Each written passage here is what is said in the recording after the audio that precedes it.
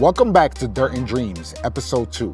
Today, we're sitting down with Jacob Morgan, a former college pitcher whose road wasn't polished, paved, or handed to him. He earned it. From grinding through college ball to now shaping the next generation at PDP Athletics and Chandler High School, Jacob's story is about resilience, evolution, and staying in love with the work.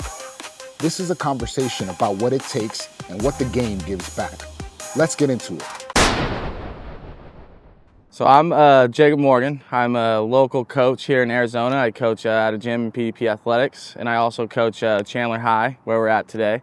I used to be a left-handed pitcher, played 4 years of college baseball, a bunch of baseball when I was in high school, growing up all over.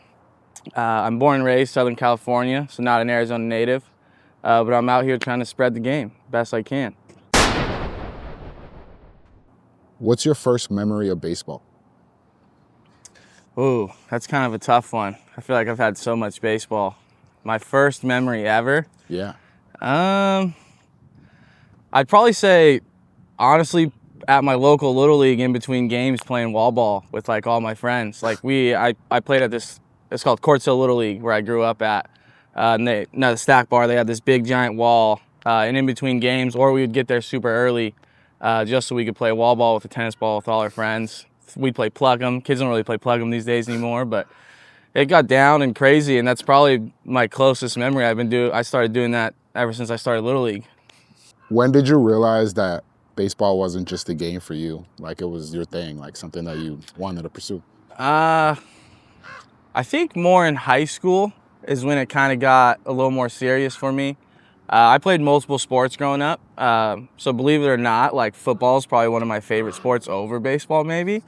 I just played that growing up as well and, love watching it. But I think in high school when I started to have like kind of a little bit of success, I was like, okay, maybe I can actually kind of do this a lot more. I really like doing this. It's a lot of fun. Like, let me lock in, let me take this serious. Who pushed you early on? Was there someone who believed in you before you believed yourself, or was it just kind of like natural? I kind of always kind of had a lot of self-belief. Like I knew that like I liked it. I knew it. I wanted to go and strive it. But I would say like the biggest probably change in my career is when I was 13. I started going to this place called The Lot Athletics.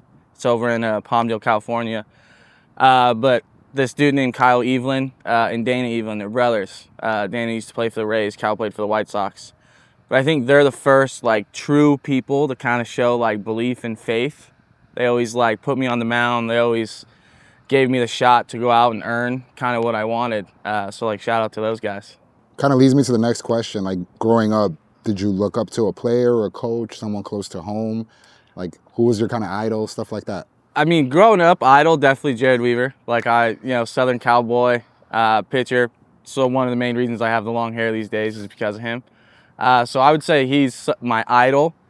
But again, those guys at The Lot, Dana, Kyle, even Trevor Bloom, those dudes is who I like. They taught me real baseball and real etiquette and all this other deep baseball stuff. So I'd say those guys probably, again, are like the ones that I really like. There are a lot who I model my coaching career after these days too, are those guys over there. So I would say them. If you could walk us through your baseball journey, kind of from the moment you realized you wanted to play at the next level, which you said was high school, to where it took you, right? Like where did you go with it? So out of high school, I went to school in New York. I went to Jamestown College. That was, I wanted to go far away from home. That was like one of the goals, and I knew that like baseball could help me do that, which made me work a little even harder in baseball. So I played a couple years at Jamestown, New York, and then COVID hit, obviously. And I went on and played my final year at Park University here in Arizona, where I played my senior year. And then started coaching really right after that. Right after I started coaching, got into lessons just to try and make a little extra money on the side, not knowing that I would really, really enjoy coaching, and then it kind of took off from there. As you kind of moved on from like the high school to college and stuff like that, what was the biggest learning curve? I mean, I would say the shocking thing is like everybody's good when you get past high school and you get into college. It's not so much of like when you're in high school, like you got 3 or 4 kids on that team that are kind of the dominant dudes. This one's always pitching, this one's always hitting leadoff, whatever it is. And I think I got to college And I always tell people that, like, my first time watching college BP, I was on the field, and it was just like homer after homer after homer. And I was like, okay, these are like some real hitters, right? Like, I got to really buckle down, get with my pitching. This ain't high school no more. I'm not facing, you know, 1-2 dudes in the lineup that are really good. Like, all these dudes are going to be able to hit. So I'd say that was the biggest thing, is realizing it's like everybody here is good. It's not, no matter where they're like JUCO, D2, wherever it was at, like, these dudes are good.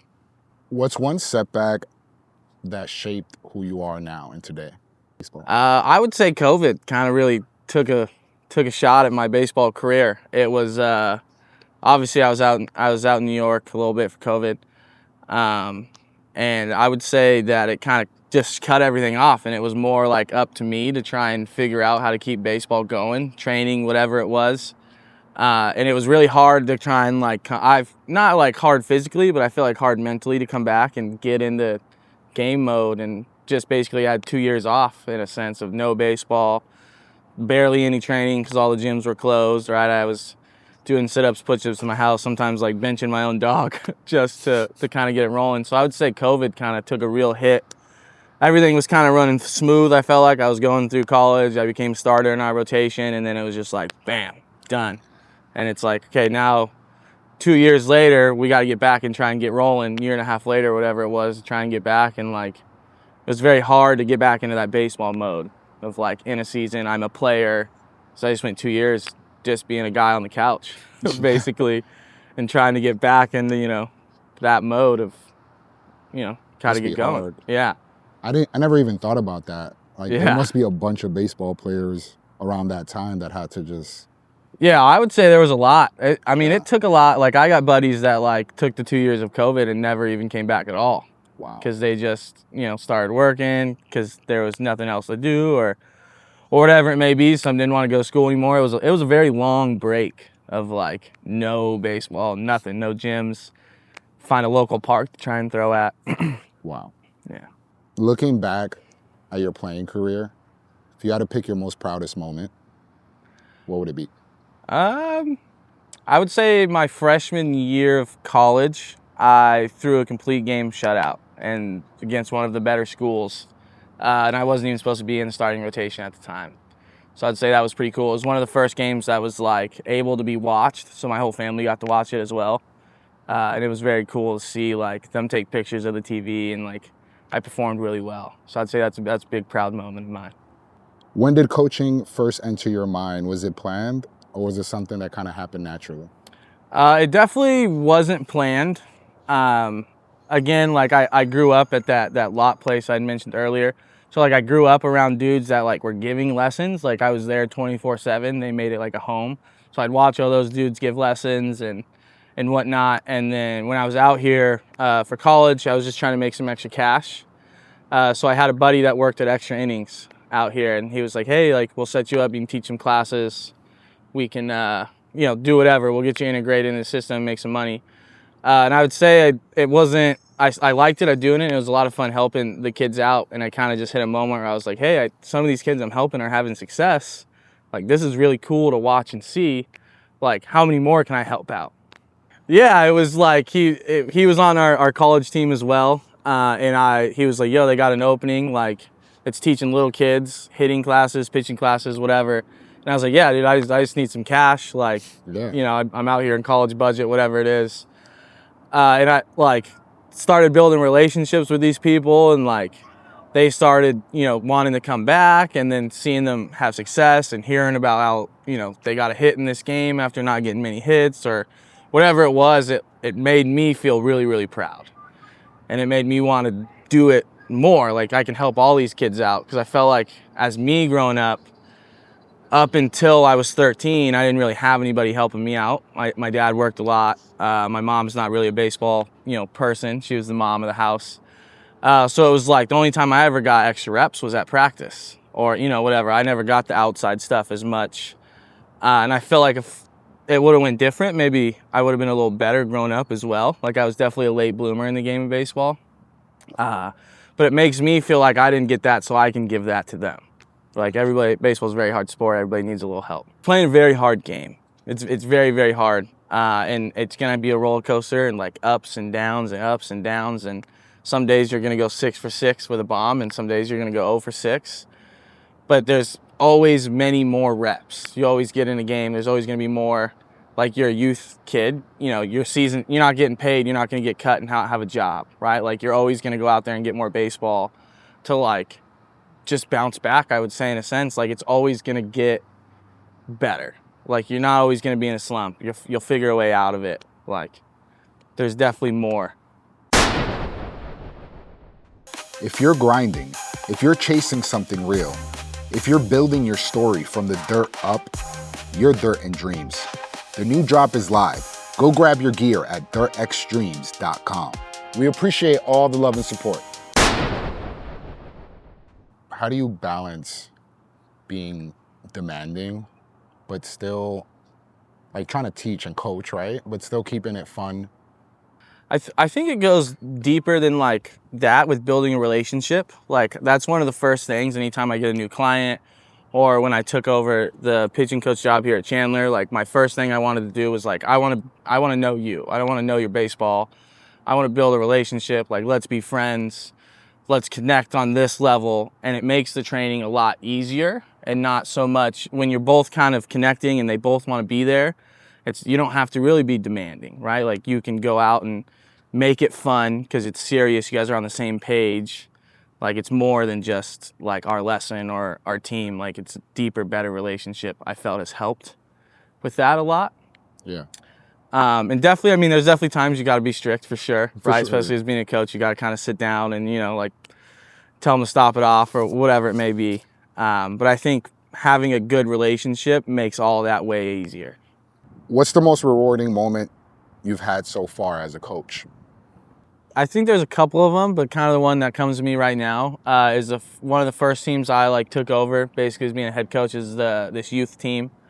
They were a team the year before I started coaching them. They went 2-11, and they just kind of were not that up there with some of the other teams around the age. We took on most of them, added 1 or 2 kids, and we started coaching. In our first start of the season, we went 0-7, and it was very rough. And it wasn't looking any bright side. I thought it was going to be, same year. I couldn't do any better for these kids, right? They're going to finish 2-11 again. It's no difference. But then we ended up going on like a 14-game win streak. Wow. And we made it to the playoffs of our league.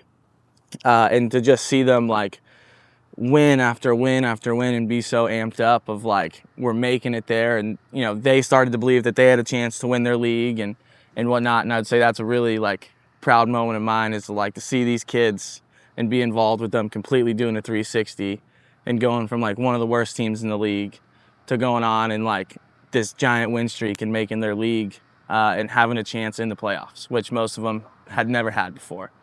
So that was really cool. That was a lot of fun.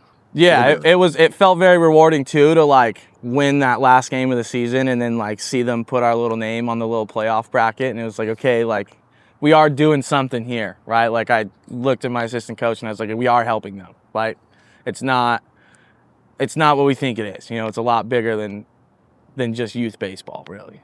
I love that, dude.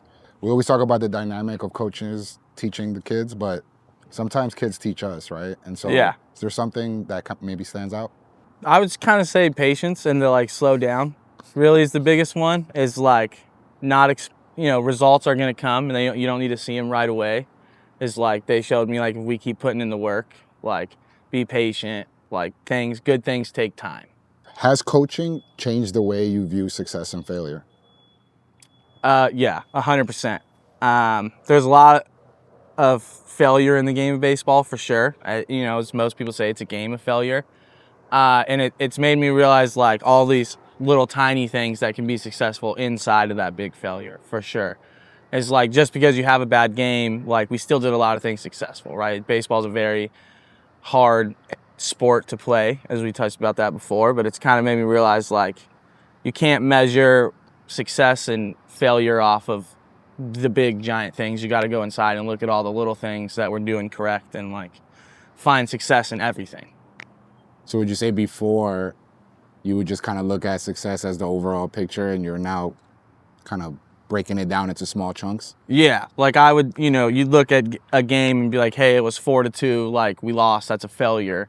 But now we look at it like, hey, it's 4-2, but like we did a lot of these things correct. We just came a little short, right? Like We turned a double play. we just, turned a double play. We got the hit we needed. We did a lot of stole the bases, whatever it could be in that situation. It's not just the win or loss. Like there's building pieces to it, right? And there's a lot of other successful things inside the big picture you're looking for sure. What motivates you to keep showing up for these players? The success of the players, for sure. Like that's the biggest one. Is like, again, I played baseball, and I would say I was semi-successful. I made it through 4 years college. I played, I got to start, played summer ball in some really good summer leagues. But I would say like watching them succeed is the most rewarding. Like helping a kid in a bullpen and then going and seeing them do it on the field and seeing them more excited makes me just as excited. What do you think separates players who make it from those who don't?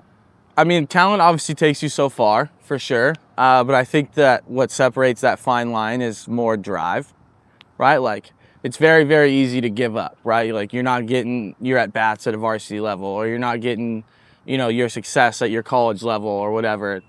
And I think a lot of people kind of they fizz out a little bit and they say they're trying, but it's not. Like, you have to really, really want it, and you got to keep going and going and going and going. And like hard work will show results. It doesn't produce success. And the results are there, then you'll be there. So mindset over talent, you think? Yeah, mindset over talent for sure. What does Dirt and Dreams mean to you? Especially as someone who was a player, now as a coach. What's the first thing that comes to mind? When I think of Dirt and Dreams, I think of like all the baseball players, like what they want to accomplish on the baseball field and like what that little small diamond means to them, right? Like it means something different to everybody. For some people, it's a way to get off stress. For some people, it's a way to forget certain things, or some people, it's just their main point of, happiness. So I think when I think of Dirt and Dreams, it's like, what does baseball mean to this person? Like everybody has a different story, a different passion for baseball. And I think that is like the first thing that comes to my mind. From like little league all the way to the pros, right? Like everybody, yeah. From any age group, baseball means something different. For the little guys, it could be that's their best time. They get to go out and see all their friends, and for the pros, it's a life. Representing their country, winning the World Series, whatever that may be, right? Whatever. I love that, dude. Last words, any message you want to leave to baseball, to kids? I would, honestly, my biggest thing would be work hard, right? Like baseball is a very hard sport. We've touched on it multiple times throughout this thing on like how tough baseball could be. And if it's something that you really, really like, try to keep going as far as you possibly can. Get the extra reps in. Like, don't be scared to wake up early. Don't be scared to ask for help in a drill, or ask your coach for help, or, go out there and just keep going. This is the biggest thing. Like, don't turn around. If you want to do it, do it. Don't do it half-assed or halfway, whatever. Just go do it, right? This is what Dirt and Dreams is all about. Real stories from the game, from the dirt to the dream. If you connected with this one, hit subscribe, share it with someone who needs to hear it, and hit up dirtxdreams.com to get your latest gear. Thanks for watching.